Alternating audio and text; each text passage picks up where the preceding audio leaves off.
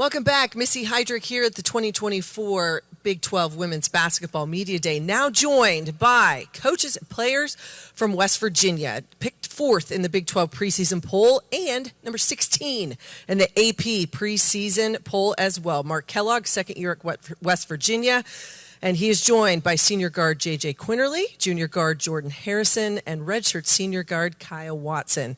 Coach, year one in the books in Morgantown for you. The ups and downs of that season, but yet the trajectory absolutely going up for your program. What did you take from year one as you go into year two? Well, probably quite a bit.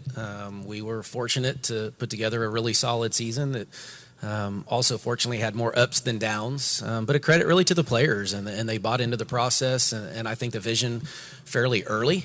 Which just allowed us to coach. But they were a tight-knit group. They were fun. They were easy to go to work with every day. And then I thought they bought into really how we wanted to play. And we had that defensive identity, I thought, earlier in the year. I thought we got better and better as the year went on. To get to the NCAA tournament was one of our goals. To advance was one of our goals. And then obviously everybody's talked about the Iowa game. And I thought we defended well enough to win the game, just didn't quite have enough offensively that night. And then coming into this one, I think I've said what a difference a year makes. It feels better. We had a foreign trip over the summer that I thought really helped the new group.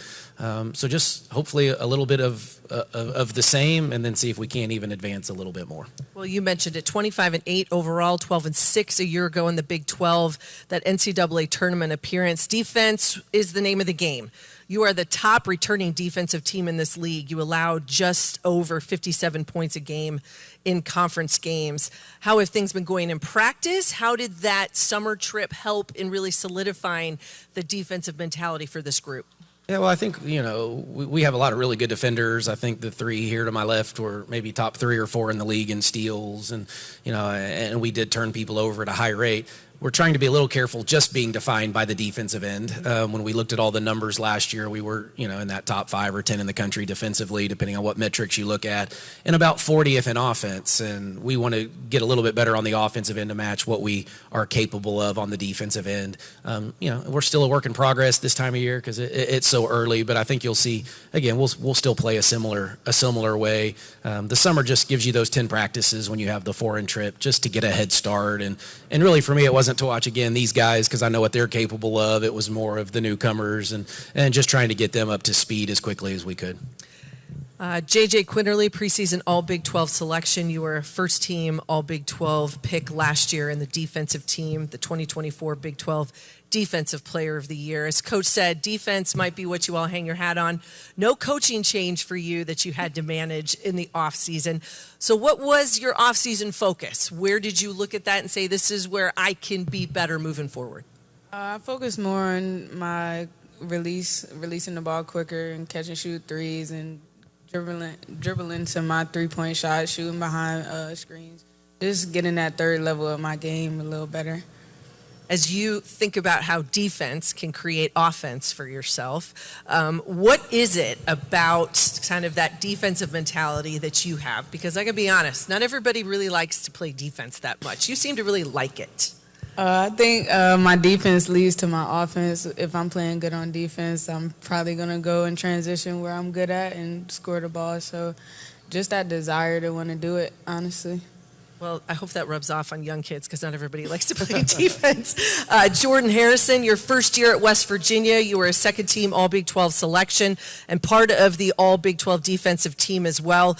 You were a newbie last year in the Big 12. After you transferred in, you braced that challenge.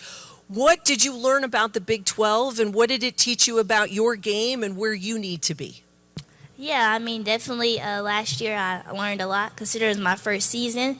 The game here at the Big 12 is a little bit more, aggressive and physical, but that's the kind of game that I play. So I was able to adjust pretty quick, play pretty fast, and, I play fast as well. So the adjustment was, pretty easy, pretty seamless.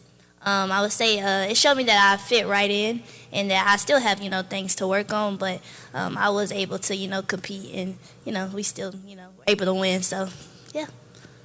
Kylie Watson, one of the veterans, not only at West Virginia, but now in this league. You started all 33 games a year ago, the top rebounder for this West Virginia squad. Not everybody's able to play, let alone advance in the NCAA tournament. How do you guys use last year's experiences, your past experiences, as motivation? I just think that we had a pretty good season last year. And I think we want to continue to keep growing on that, improve, obviously, those numbers, probably our scoring, like Coach had said. So just continuing to get better and hopefully have a good season. In terms of, I always think that NCAA experience is one that it's hard to tell new players or young players that come in what it's really like. But is that a motivator? Can you share with them and say, hey, this is something we've been at, we want to do this again? Yeah, I feel like that's everybody's goal, is to make it to the NCAA tournament and especially just keep advancing, winning games. So that's our goal, especially this year, continue to win those games at the tournament. No doubt. Check more boxes, as Coach said, right? You just keep going. We've got some questions, I believe, from our media out here, and we will bring you a microphone. We've got one right up here in the front. And here comes the mic. Coach Matthew Postins, Heartland College Sports. Seems like the one area where you added players, added depth was your front court. You've still got Kylie, but how does Celia and Jordan fit into, and Danielle as well? How are those three people going to fit into your rotation up front? Fouls. They all got 5. No, I'm just kidding. No, we have just more balance and depth in there that we just didn't really have a year ago. And, within the Big 12, I think you need to be versatile in the post position. You get some of the dominant low, back to basket, low posts. You still have some that, Kylie types that can step out and stretch and shoot it. And so I think we just need to have options depending on what the game calls for, what we need. I joke about the fouls, but if you may need them, you never know. But yeah, we have balance and depth now. We're much deeper than we were a year ago. I'm kind of asking some of those players to separate themselves from the competition, internally to see who wants to take kind of the reins and own some of it. And so we're going to work through that here over the next few weeks and early in the season, but certainly like those kids and what they bring to the team. Coach, the Big 12, as you know and you learned last year and everybody knows, it's a grind. And now we add more teams and it looks different than it did a year ago. But as you think about preparing for conference play, how did you look at your non-conference and say, these are the things we want to accomplish, these are the challenges we want to have, and put you in a position as you think long-term postseason where you are when that bracket comes out? Yeah, I think scheduling's tricky. I think you always want to develop, if you can, put the schedule together based on the team that you think you will have, coming back. And sometimes it's done years ahead, so you don't have that luxury. We wanted to beef it up a little bit. I thought we got knocked in our seeding, potentially, I guess, based on some of the non-conference games. And so I think we've beefed it up a little bit. There's some potential, top 15 type matchups in there. But I think it's also about developing an identity, winning games, learning what winning is like, to prepare us for the Big 12. And then again, you're trying to set yourself up for, postseason success and NCAA tournament seedings. And, we said we played in a crazy cool environment at Iowa a year ago. And if that's the way the rules are and the NCAA has it set up, then let's see if we can't go be a top 16 team in the country and maybe get a home game in Morgantown, West Virginia, and see what that environment would be like. That's a really good goal, and I think one I'm sure all of your players have.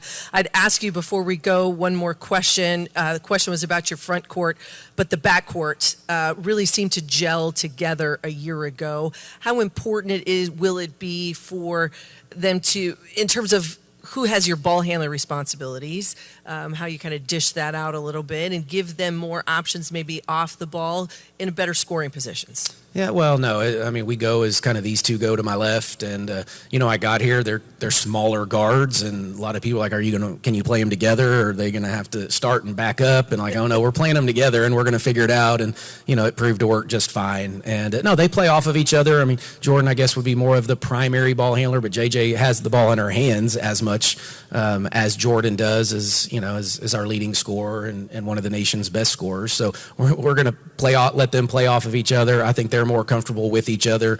Jordan can play off the ball if she needs to a little bit, if JJ's going, or that's a matchup that we like. So it's a luxury for me to have them, but it's also because they play so hard on the defensive end. These two have bought into what it takes to defend. They're elite on the ball defenders, elite off the ball.